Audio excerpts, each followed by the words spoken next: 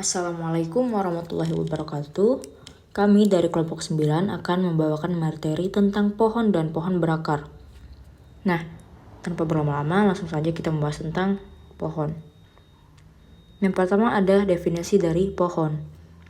Pohon adalah graf tak berarah yang memiliki dua syarat. Syarat yang pertama, tidak memiliki sirkuit, dan yang kedua, semua titik harus terhubung. Sebelum melanjutkan ke karakteristik atau sifat pohon, kita akan membahas terlebih dahulu tentang dua syarat dari pohon ini. Nah, syarat yang pertama adalah tidak memiliki sirkuit. Sekilas kita lihat dari gambar ini, pohon dan bukan pohon gambarnya hampir sama. Apa sih yang membedakan? Pada pohon, dia tidak memiliki lintasan yang ini. Sedangkan pada bukan pohon, dia memiliki lintasan di sini. Nah, untuk penjelasan lebih lanjutnya, kita misalkan ini adalah titik A, ini titik B, dan ini titik C. Ini juga sama nih, A, B, C. Nah, pada pohon, misalkan kita pergi dari titik A ke titik C. Berarti kita melewati lintasan AB dan BC.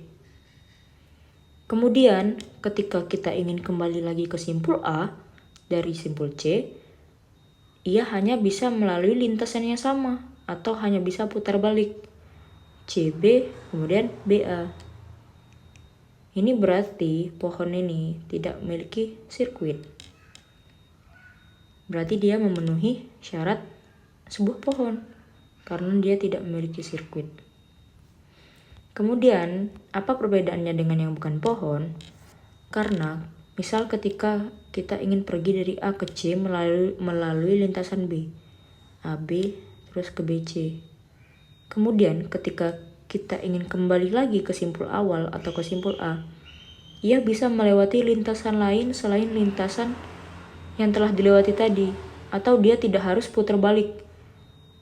Itulah yang disebut dengan sirkuit, ketika dia ingin kembali ke simpul awal tetapi bisa melalui lintasan selain lintasan yang telah dilalui, atau dia bisa lewat jalan lain, tidak harus putar balik. Itu yang disebut sirkuit.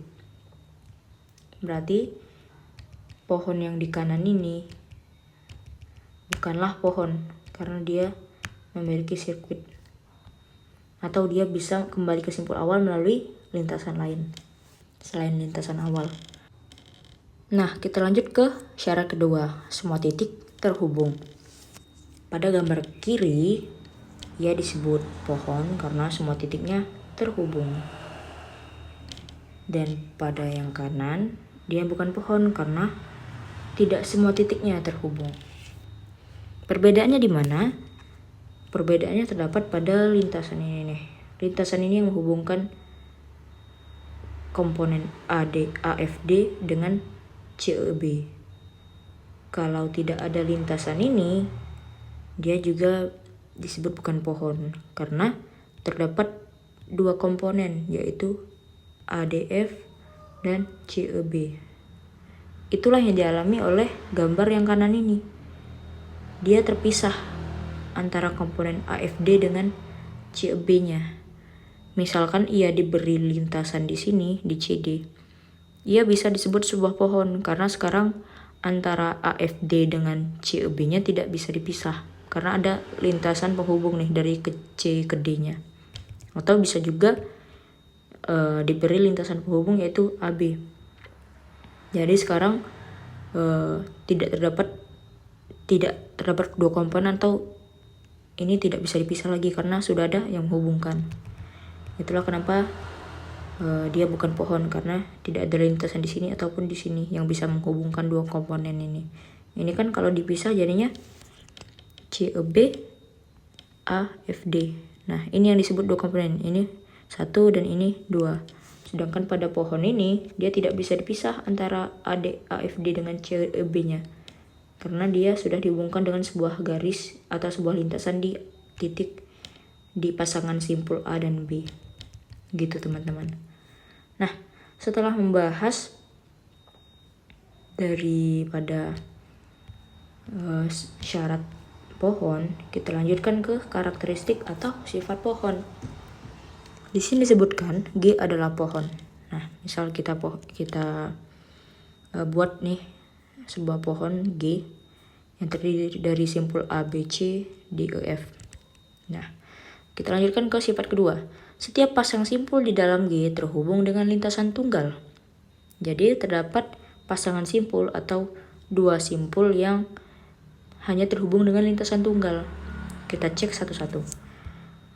Dari simpul A ke B hanya terdiri lintasan tunggal atau hanya satu lintasan yang menghubungkan antara A dengan B. Misal saya beri satu lintasan lagi seperti ini, berarti AB memiliki lintasan ganda dan itu bukanlah sifat pohon. Jadi AB ini satu lintasan, B ke C satu lintasan, C ke D satu lintasan, C ke E satu lintasan, C ke F satu lintasan. Berarti dia memenuhi sifat kedua. Kita lanjutkan ke yang ketiga. G terhubung, tidak mengandung sirkuit, dan memiliki M sama dengan N-1 buah sisi. Kita cek pada pohon G ini, dia memiliki sirkuit atau tidak? Tidak memiliki sirkuit, karena misal kita cek ya, dari B ke D ini, untuk pergi dari titik B ke D, kita melalui lintasan BC dan CD. Dan ketika kita ingin kembali ke simpul awal, dia hanya bisa putar balik atau melewati lintasan yang sama. Begitupun dengan titik lainnya. Jadi pohon ini benar tidak memiliki sirkuit. Memiliki M sama dengan N-1 buah sisi. M ini berlaku sebagai berapa banyak lintasan di sini. Jadi kita mau mencari ada berapa lintasan atau berapa sisi dalam pohon ini. Rumusnya adalah M sama dengan N-1. M ini adalah banyak lintasan atau sisi dan N adalah banyak simpul. Jadi kita hitung ada berapa simpul sini. A, B, C, D, E, F. Berarti ada 6 titik atau 6 simpul. Nah, dikurang 1. Jadi 5. Berarti dalam pohon ini terdapat 5 lintasan dan 6 simpul. Kenapa rumusnya M sama dengan N-1? Karena untuk menghasilkan satu buah lintasan harus terdapat 2 pasang simpul yang terhubung. Begitu. Jadi satu pasangan itu untuk satu lintasan.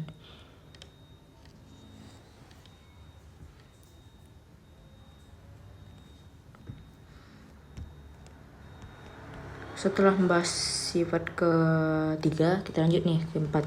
G tidak mengandung sirkuit dan penambahan satu sisi pada graf akan membuat hanya satu sirkuit. Dan yang terakhir, G terhubung dan semua sisinya adalah jembatan. G ini terhubung, tidak terpisah. Karena tidak ada komponen kedua, jadi hanya ada satu komponen besar gini. Tidak terpisah seperti ini kan? Tidak. Ataupun terpisah seperti ini, tidak kan? Ini semua titiknya terhubung. Misal dari F ke A dia terhubung melalui CB. Dari E ke B dia terhubung dari C. Berarti semua simpulnya terhubung. Dan semua sisinya adalah jembatan. Benar tidak? Sisi yang ini adalah jembatan dari A ke B. Sisi yang ini berarti jembatan dari B ke C. Yang ini jembatan dari C ke E.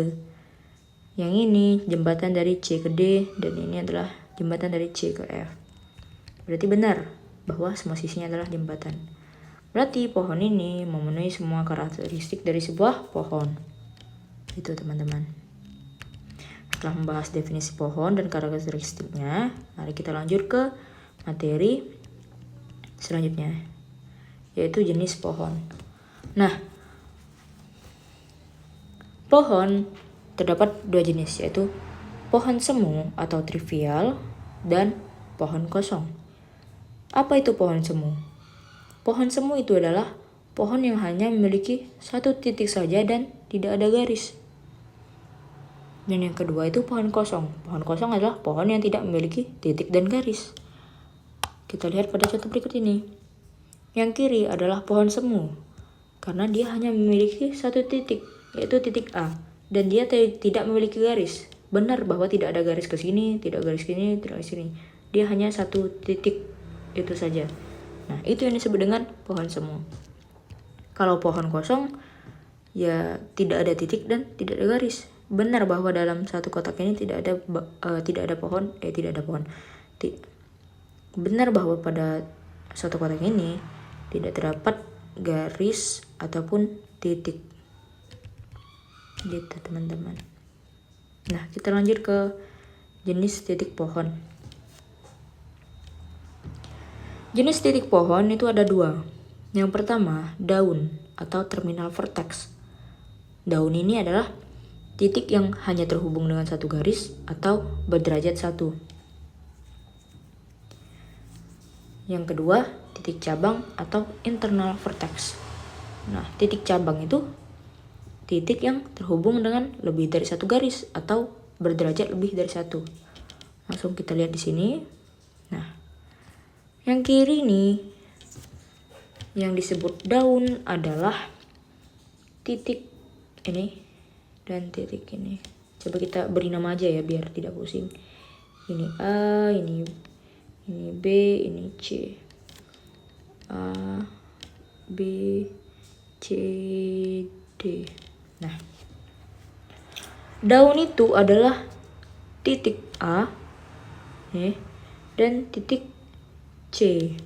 Mengapa demikian? Karena A hanya berderajat satu atau terhubung dengan satu sisi, yaitu sisi ke B. Tidak ada sisi ke C. C juga demikian, dia hanya terdiri dari satu sisi, yaitu sisi ke B. Nah, jadi yang disebut daun itu adalah A dan C ini, karena dia hanya terhubung dengan satu garis, satu sisi. Beda kasusnya dengan titik cabang. Pada gambar ini yang disebut titik cabang adalah si B. Kenapa demikian? Karena dia berderajat lebih dari satu atau terhubung dengan lebih dari satu sisi. Kita hitung, dari B ini bisa ke sisi mana aja. Dia bisa ke A, bisa ke C, bisa ke D. Berarti dia berderajat 3. Nah, B inilah yang disebut dengan titik cabang.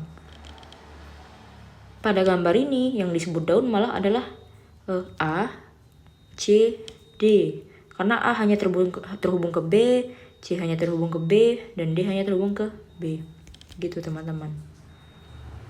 Jadi untuk mengetahui mana yang daun, mana yang titik cabang, kita hitung ada berapa garis atau sisi atau lintasan atau jembatan yang mengenai simpul tersebut. Misal ada hanya satu sisi yang mengenai simpul tersebut, berarti dia daun. Kalau dia terdapat dua sisi, berarti dia sebuah titik cabang.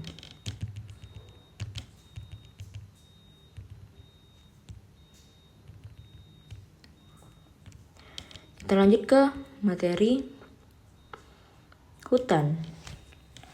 Hutan adalah kumpulan pohon yang saling lepas. Nah, bisa kita lihat di sini. Ini adalah gambar pohon tadi. Tadi gambar yang kiri ini merupakan yang kiri ini adalah kirian adalah pohon. Dan yang kanan ini bukan pohon. Tapi karena ini membahasnya tentang hutan, yang kiri ini bukan hutan. Dan yang kanan adalah hutan. Mengapa demikian? Karena menurut pengertian atau definisi dari hutan tadi adalah kumpulan pohon. Berarti pohonnya harus lebih dari satu. Nah, pada gambar pertama kan ini kan pohon, berarti dia hanya satu. Dia tidak ada komponen lain selain komponen yang di lingkaran ini. karena dia juga tidak terputus kan. Kalau dia terputus A dengan B ini, ya berarti hutan dan bukan pohon. Pohonnya adalah komponen yang terputus itu. Nah, yang kanan ini adalah hutan karena dia terdiri dari 2 pohon. Pohon pertama adalah CB dan yang kedua adalah AFD. Nah, dia terdiri dari 2 pohon. Inilah yang disebut dengan hutan. Sebenarnya kalau dia dalam satu buah kotak, terus ada gambar pohon ini, dia terdiri dari 3 pohon. Satunya lagi apa? Pohon kosong.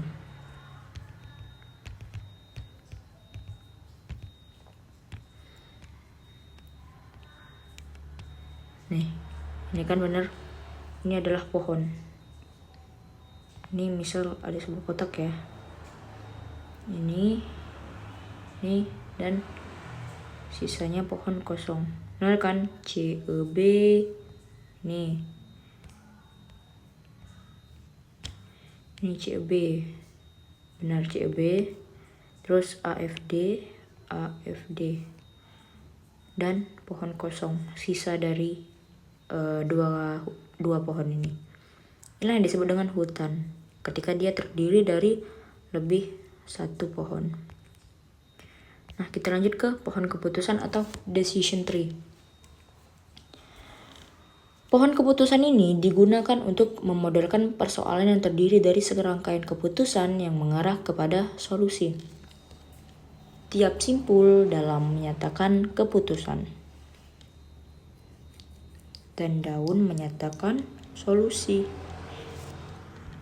Nah, pada contoh soal ini kita menggunakan persoalan yaitu klasifikasi vertebrata. Apakah hewan tersebut hewan mamalia atau bukan mamalia? Kita buat dulu simpul dalamnya, yaitu keputusan. Apakah hewan ini bersuhu tubuh dingin atau panas? Kalau dingin, kita langsung menemukan solusinya, yaitu hewan ini bukan mamalia.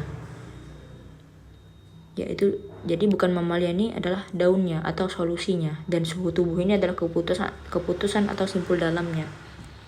Nah, jika suhu tubuhnya panas, kita lanjutkan ke kondisi kedua atau keputusan kedua, yaitu apakah hewan ini melahirkan atau tidak.